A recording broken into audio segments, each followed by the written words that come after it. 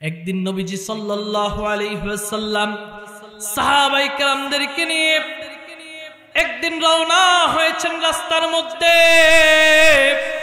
রাসূল করিম সাল্লাল্লাহু আলাইহি ওয়াসাল্লাম সাহাবায়ে কেরামদেরকে নিয়ে যখন রাস্তার মধ্যে রওনা হয়েছেন, রাসূল করিম সাল্লাল্লাহু আলাইহি ওয়াসাল্লামের রাসূলের পিছনে কয়েকজন সাহাবী হাঁটছেন।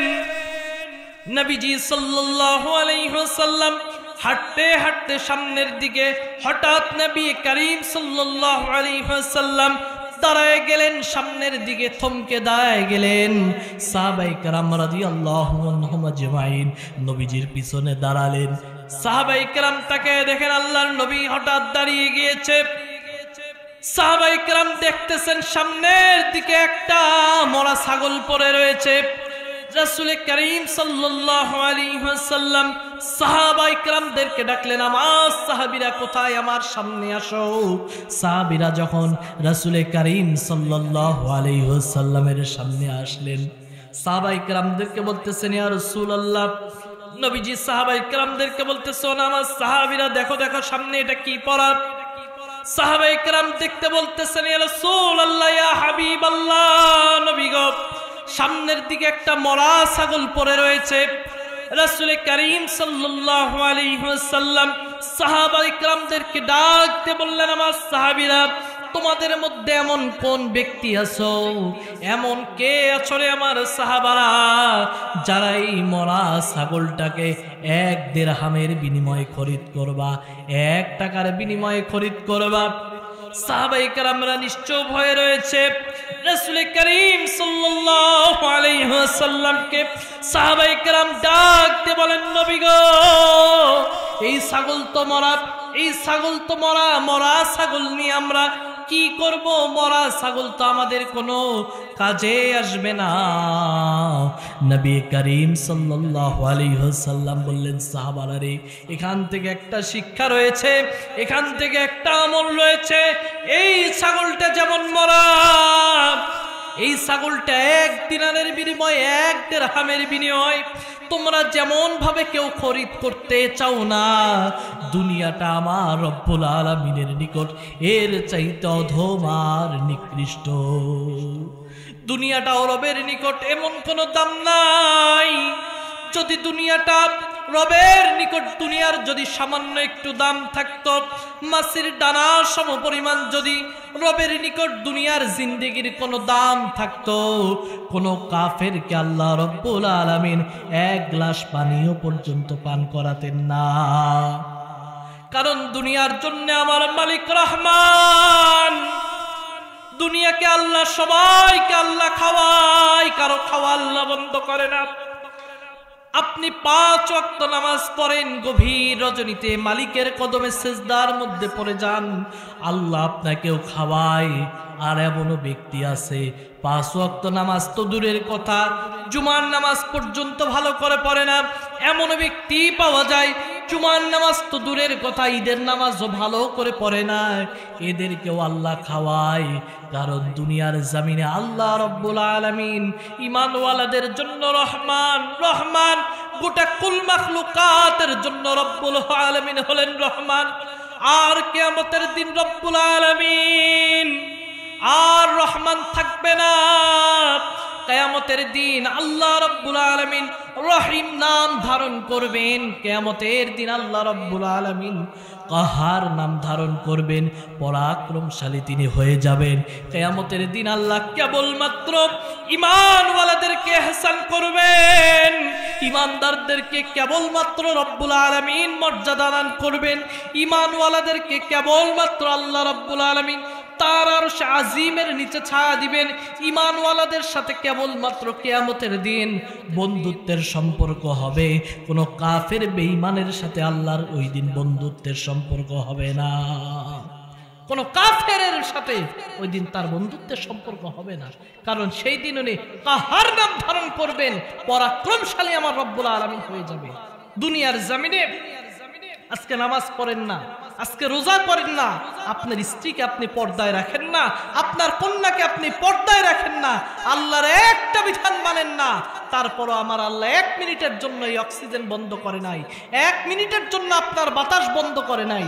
নিজের চেহারার দিক যদি আজকে তাকাই, যদি বলি ভাই কেমন আছেন, বলে হুজুর তেমন ভালো নাই, টাকা পয়সা নাই, এই সমস্যা ওই সমস্যা।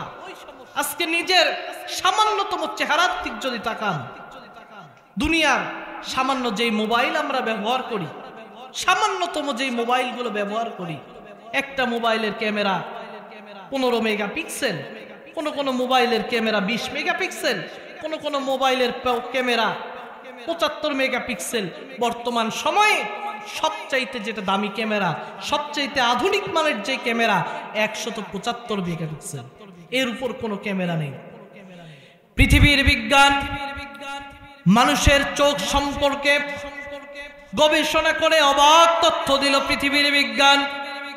পৃথিবীর বিজ্ঞান লেন্স সেট করে মানুষের চোখের মেগাপিক্সেল মাপল। আল্লাহ রাব্বুল আলামিন বান্দার বান্দিকে যেই চোখ দুইটি দান করেছেন, পৃথিবীর বিজ্ঞান আজ গবেষণা করে তাকায়া দেখে মানুষের এক একটা চোখের মধ্যে আল্লাহ রাব্বুল আলামিন কম পক্ষে 475 মেগাপিক্সেল করে দান করেছে। মানুষ যেই জিহ্বা দিয়ে খায়, এই জিহ্বা দিয়ে যখন আপনি খানা ভক্ষণ করেন, গরুর গোশতের একরকম মজা, খাসির গোশতের একরকম মজা, মুরগির গোশতের একরকম মজা, মাছের একরকম মজা, আবার মাছের মাথার একরকম মজা, মাছের পেটির একরকম মজা, মাছের লেজের একরকম মজা, খাসির সামনের রানের একরকম মজা, কলিজার মধ্যে একরকম মজা। আজকে মানুষের জিহ্বার মধ্যে যখন খাবার যায়, জিহ্বা বলে দিতে পারে খাবারটা ভালো কিনা, জিহ্বা বলে দিতে পারে খাবারটা টক না ঝাল। পৃথিবীর বিজ্ঞান মানুষের জিহ্বা সম্পর্কে গবেষণা করে অবাক তথ্য দিয়েছে।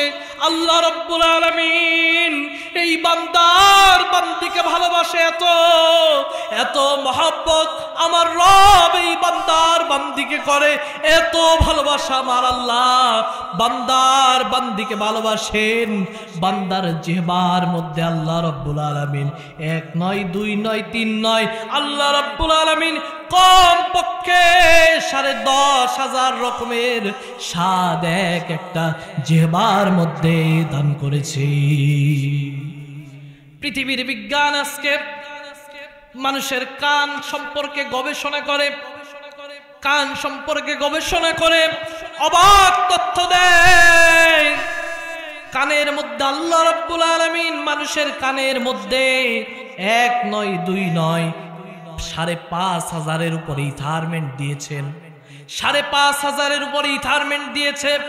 যখন আপনি আপনার ছোট্ট সন্তানের সামনে চোখটা যদি বেঁধে 2-3 জন মহিলাকে যদি আপনার সন্তানের সামনে এসে বাবা বলে যদি ডাক দিতে বলা হয়, যদি মাকে যদি বলা হয় 2-3 জন এসে আপনার সন্তানকে বাবা বাবা বলে ডাক দিল, আপনার সন্তান কারোটাকেই সাড়া দিবে না। কিন্তু সন্তানের সামনে এসে মা যদি একবার বলে আব্বু আমার কাছে আসো, আব্বু আমার কাছে আসো, আল্লাহ রাব্বুল আলামিন এই কানের মধ্যে এমন একটা শব্দ সেট করে দিয়েছেন যে কোনটা মায়ের আওয়াজ, কোনটা বাপের আওয়াজ, কোনটা ভাইয়ের আওয়াজ, কোনটা বোনের আওয়াজ। 2 বছর আগের বন্ধু যখন মালয়েশিয়ার থেকে টেলিফোন করে হ্যালো বলে, বন্ধু যখন হ্যালো বলে আপনি বলেন কে চিনতে পারলাম না, বন্ধু যখন বলে বন্ধু বলো তো আমি কি, আমাকে কি চিনতে পারো নাই, ইন্টার পরীক্ষা একসাথে দিলাম, অনার্স একসাথে দিলাম, আমাকে কি বিদেশে গিয়ে ভুলে দিয়েছ? সঙ্গে সঙ্গে বলে ও বন্ধু আব্দুর রহমান, বুঝতে পারি নাই। ও বন্ধু এই কানের মধ্যে যেটা আব্দুর রহমানের কণ্ঠ, এই কণ্ঠটা বোঝার শক্তি কে দিল? কোনটা ছাগলের কণ্ঠ, কোনটা কুকুরের কণ্ঠ, কোনটা গরুর কণ্ঠ কেউ জানে না। এই কানের মধ্যে শুনলেই, শব্দ শুনলেই বোঝা যায় এটা ছাগলের কণ্ঠ, এটা গরুর কণ্ঠ, এটা ভেড়ার কণ্ঠ। যে আল্লাহ রাব্বুল আলামিন এত নিয়ামত দিল, আজকে আল্লাহ রাব্বুল আলামিন 2টা পা দান করেছেন। যার পা নাই তার কাছে যে জিজ্ঞাসা করেন পায়ের কি নিয়ামত, রাসূল করিম সাল্লাল্লাহু আলাইহি ওয়াসাল্লামের সাহাবী হযরত আবু বকর সিদ্দিক রাদিয়াল্লাহু তাআলা আনহু বলেন, মানুষের জীবনে দুইটা সবচাইতে বড় নিয়ামত। এক নাম্বার নিয়ামত হলো সুস্থতা, দুই নাম্বার নিয়ামত হলো সময়। সময় এবং সুস্থতা, এই দুইটা নিয়ামত রবের দরবার থেকে সবচাইতে বড় নিয়ামত। কারণ সময়ের যারা মূল্যায়ন করে না, আজকে দুনিয়ার জমিনের মধ্যে সময় আমরা কেমন করে ক্ষেপণ করছি। আমি চিন্তা করতেছি আজকে টাকা পয়সা কিভাবে ইনকাম করা যাবে। যে এক বিঘা জমির মালিক যে ব্যক্তি, সে চিন্তা করে 2 বিঘা কেমন করে হবে। যে 2 বিঘার মালিক, সে চিন্তা করে 3 বিঘার কেমন করে মালিক হব। যে 10 লক্ষ টাকার মালিক, সে চিন্তা করে 20 লক্ষ টাকা আমার কেমন করে হবে। এটাই তো দুনিয়ার প্রতিযোগিতা। আল্লাহ রাব্বুল আলামিন বলেন, আল্লাহাকুমুত তাকাতুর, মানুষ শুধু প্রতিযোগিতা করে। মানুষ শুধু প্রতিযোগিতার মধ্যে লিপ্ত হয়েছে। মানুষ চিন্তা করে কার 1 টাকা রয়েছে কিভাবে 10 টাকার মালিক হবে। মানুষ চিন্তা করে 1000 আছে কিভাবে আমার 10,000 হবে।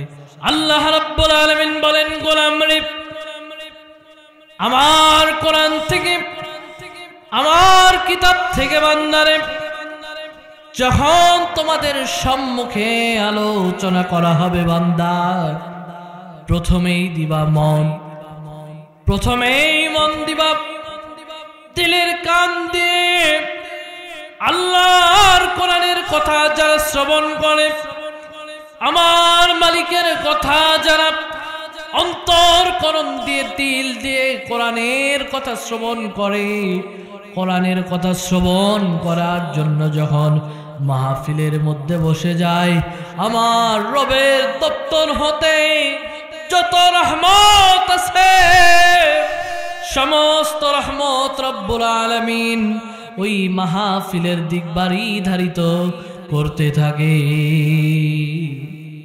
বিশ্বনবী জনাবে মুহাম্মদ রাসূলুল্লাহ সকলে জবান খুলে বলেন সাল্লাল্লাহু আলাইহি ওয়াসাল্লাম।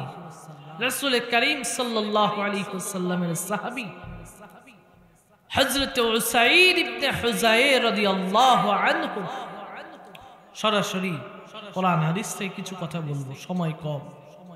রাসূল করিম সাল্লাল্লাহু আলাইহি ওয়াসাল্লামের সাহাবী উসাইদ ইবনে হুযায়র রাদিয়াল্লাহু তাআলা আনহু একদিন গভীর রজনীতে সূরাতুল বাকারা তেলাওয়াত করছিলেন। গভীর রজনীতে আল্লাহর নবীর সাহাবী উসাইদ ইবনে হুযায়র আল্লাহর কোরআন থেকে সূরাতুল বাকারা তেলাওয়াত করছিলেন। গভীর রজনীতে আল্লাহর নবীর সাহাবী উসাইদ কোরআন হাকিম তেলাওয়াত করে সূরাতুল বাকারা তিনি তেলাওয়াত করছিলেন। আল্লাহর নবীর সাহাবী উসাইদ ইবনে হুযায়র যখন আল্লাহর কালাম থেকে সূরাতুল বাকারা তেলাওয়াত করছিলেন, উসাইদ ইবনে হুযায়রের সন্তান খাটের উপরে শোয়া, উসাইদ ইবনে হুযায়র সন্তানের সাইডে বসে বসে কোরআনুল হাকিম তেলাওয়াত করছিলেন। খাটের পাশে খুঁটির সাথে একটা ঘোড়া বাঁধা ছিল। উসাইদ ইবনে হুযায়র যখন কোরআনুল হাকিম থেকে সূরা বাকারা তেলাওয়াত করছেন, উসাইদ ইবনে হুযায়র লক্ষ্য করে তাকায় দেখে খুঁটির সাথে যেই ঘোড়া বাঁধা রয়েছে, ঘোড়া লাফালাফি করা শুরু করে দিয়েছে। আল্লাহর নবী সাহাবী উসাইদ ইবনে হুযায়র লক্ষ্য করে দেখেন ঘোড়া লাফালাফি করছে। কিছু সময় পর নবীর সাহাবী লক্ষ্য করলেন এত জোরে ঘোড়া লাফালাফি করতেছে, মনে হয় ঘোড়ার পা সন্তানের বুকের উপরে উঠে যায়। আল্লাহর নবীর সাহাবী ঘটনা দেখে কোরআনুল হাকিম তেলাওয়াত বন্ধ করে দিলেন।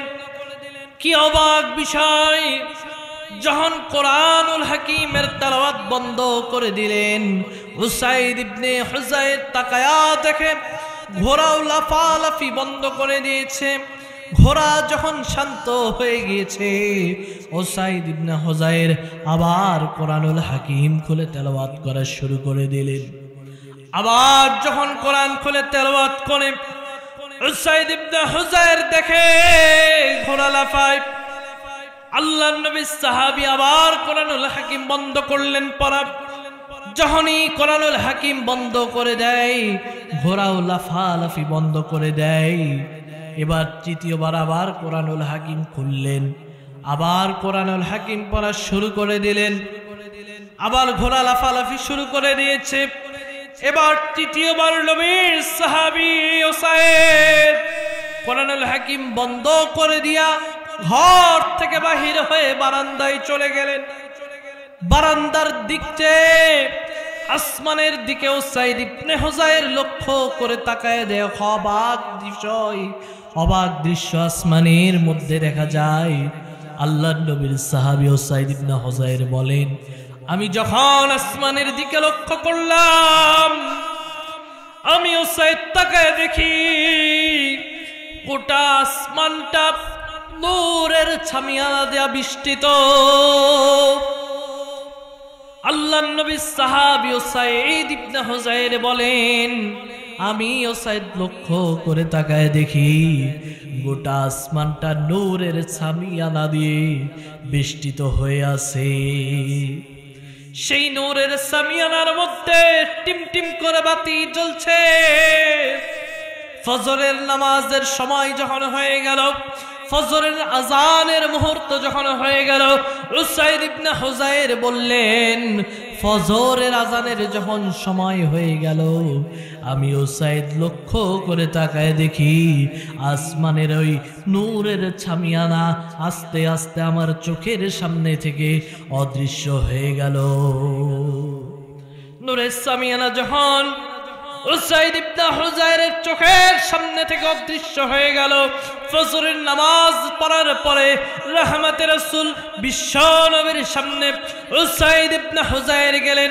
যে সালাম দিয়ে রাসূল করিম সাল্লাল্লাহু আলাইহি ওয়াসাল্লামকে সালাম দিয়ে উসাইদ ইবনে হুযাইর গত রাতের পুরো ঘটনা খুলে বললেন। রাসূল করিম সাল্লাল্লাহু আলাইহি ওয়াসাল্লাম উসাইদ ইবনে হুযাইরের কথা শুনে নবীজি বললেন, রে উসাইদ, জানো নাকি ওটা কিসের সামিয়ানা ছিল? উসাইদ ইবনে হুযাইর বলতেছে, ইয়া রাসূলুল্লাহ, জানি না নবী গো। আল্লাহর নবী বিশ্ব নবী বললেন, উসাইদ, আমি রাসূল যা জানি তুমি তা জানো না, আর আমি রাসূল যা অনুধাবন করি তুমি তা অনুধাবন করো না।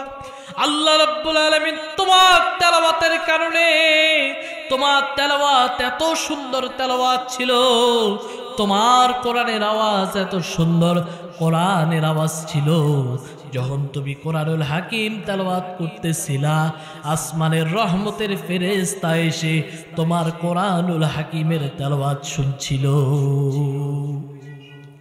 উসাইদ রে কেন পড়া বন্ধ করে দিলা? তুমি যদি ফজর পর্যন্ত কোরআনুল হাকিম তেলাওয়াত করতে, ফজর পর্যন্ত যদি কোরআনুল হাকিম তেলাওয়াত করতে রে উসাইদ, ফজর পর্যন্তই ফেরেশতারা থাকতো, আমার অন্যান্য সাহাবীরাও তাদেরকে দেখতে পেত। সম্মানিত প্রিয় ভাইরা আমার, আজকে কোরআন আমরা শুনতে এসেছি। দীর্ঘ 15টা বছর এই জাতি যখন কোরআনের মাহফিলের আয়োজন করত, দীর্ঘ 15টা বছর যখন কোরআনের মাহফিলের আয়োজন করা হতো, আগে যাও থানাতে পারমিশন নাও, যাও ডিসি অফিসে পারমিশন নাও, যাও অমুক নেতার পারমিশন নাও, তারপর কোরআনের মাহফিল। ঠিক না বেঠিক?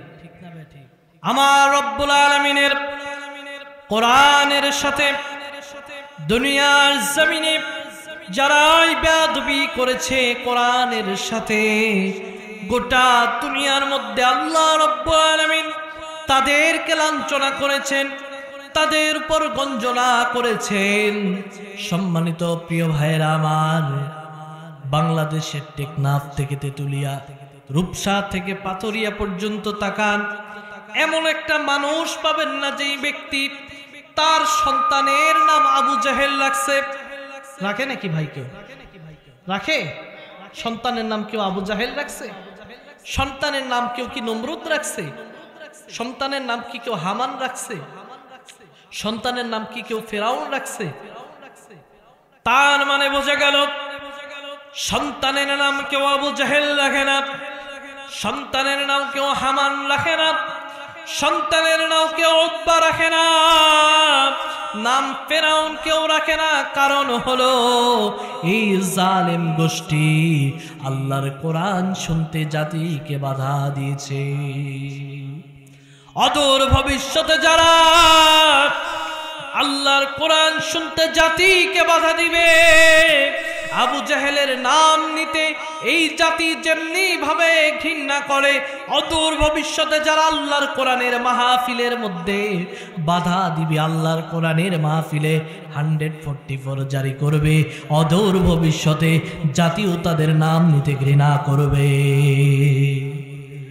সম্মানিত প্রিয় ভাইয়েরা আমার, কারণ কোরআন এমন এক কিতাব, কোরআনে কেমন এক জ্বলন্ত কিতাব, কোরআনের আলোচনা যেই জায়গায় হয় সেই জায়গায় দামি হয়ে যায়। কিন্তু আমরা সম্মানিত প্রিয় ভাইয়েরা আমার দুনিয়া নিয়েই আমরা ব্যস্ত, দুনিয়া নিয়ে ছোট্ট সামান্য এই দুনিয়া নিয়ে আজকে আমরা ব্যস্ত হয়ে গিয়েছি। ছোট্ট সামান্য দুনিয়ার লোভ লালসা আমাদেরকে ধরে ফেলেছে। রাসূল করিম সাল্লাল্লাহু আলাইহি ওয়াসাল্লাম দুনিয়া সম্পর্কে নবীজি বললেন, আদ-দুনিয়া সিজনুল লিল মুমিনিন ওয়া জান্নাত লিল কাফির। দুনিয়াটা হলো ঈমানদার ব্যক্তিদের জন্য, ঈমানওয়ালা বান্দাদের জন্য দুনিয়া হলো জেলখানা, আর কাফেরদের জন্য দুনিয়া হলো জান্নাত। ঈমানদার ব্যক্তিদের জন্য দুনিয়া হলো জেলখানা, দুনিয়াটা হলো ঈমানদারদের জন্য জেলখানা, আর এই দুনিয়া হলো কাফেরদের জন্য জান্নাত। দুনিয়া তো ঈমানদারদের জন্য, দুনিয়ার জীবনের প্রাপ্তি তো অত্যন্ত সংক্ষিপ্ত, অত্যন্ত কম। রাসূল করিম সাল্লাল্লাহু আলাইহি ওয়াসাল্লাম বললেন, দুনিয়া সমস্ত কিছুর চাওয়া পাওয়ার স্থান নয়, দুনিয়া অত্যন্ত সংক্ষিপ্ত একটা জায়গা। আল্লাহ রাব্বুল আলামিন কুরআনুল হাকিমের মধ্যে বলেন, ওয়ালাল আখিরাতু খায়রুল লাকা মিনাল উলা। অবশ্যই অবশ্যই দুনিয়ার জিন্দেগির চাইতে আখিরাতের জিন্দেগি হলো অত্যন্ত উত্তম। দুনিয়াটা বন্ধু থাকার জায়গা না। এই দুনিয়ার মধ্যে আপনার দাদা এসেছিল, আজকে দাদা নাই। আপনার আব্বা এসেছিল, আপনার আব্বাও দুনিয়ায় থাকতে পারবে না। আপনি এসেছেন, আপনিও দুনিয়ায় থাকতে পারবেন না। দুনিয়ার যত ভালোবাসা, দুনিয়ার যত মহব্বত, সব কিছুই ধোঁকা।